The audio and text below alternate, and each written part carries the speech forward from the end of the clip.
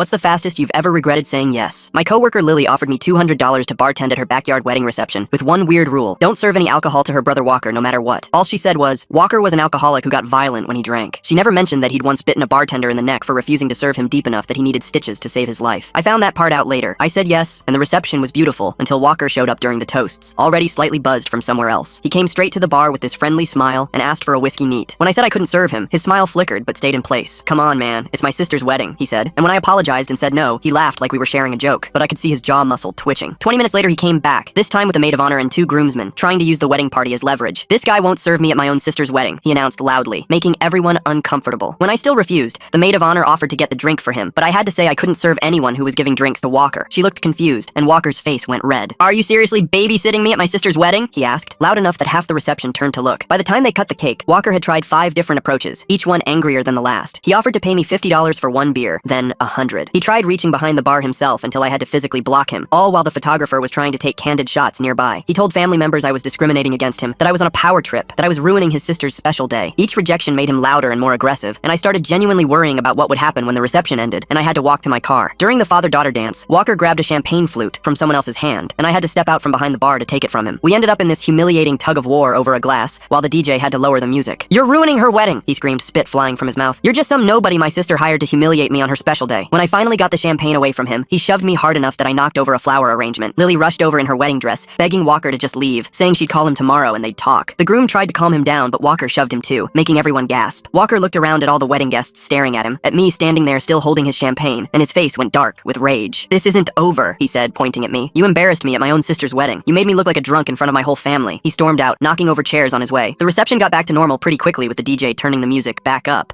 and Lily's friends trying to salvage the mood. Everyone kept telling me I'd handled it well, that Walker always tried to ruin family events, that he'd cool off by tomorrow. By 11, the older guests had left and the young people were dancing, and I was actually relaxing, thinking I'd earned the easiest $200 ever. Walker was probably at home sleeping it off, and I'd never have to see him again. I was packing up the bar supplies while the last guest danced to slow songs when we heard a car screech into the driveway. The music was loud, but not loud enough to cover the sound of someone kicking in the side gate. Everyone went quiet as Walker appeared at the edge of the tent, completely wasted now, swaying, but somehow more focused than before. He was holding a bottle of whiskey in one hand and a tire iron in the other, his eyes bloodshot and locked on me. Where's that bartender who thought he could embarrass me at my sister's wedding? He slurred, taking a step forward as everyone backed away. Lily screamed, Walker, no! But he wasn't looking at her, just at me, tapping the tire iron against his palm as he smiled. He took another step toward me, and I backed up behind the bar table, my hands already reaching for anything I could use. The wedding guests scattered in every direction, some running for their cars while others froze in place, watching. My fingers found the soda gun hose just as Walker raised the tire iron over his head. I squeezed the trigger and sprayed soda water straight into his face, the stream hitting his eyes hard enough to make him jerk back. He swung blind and wild, the metal bar whistling past my head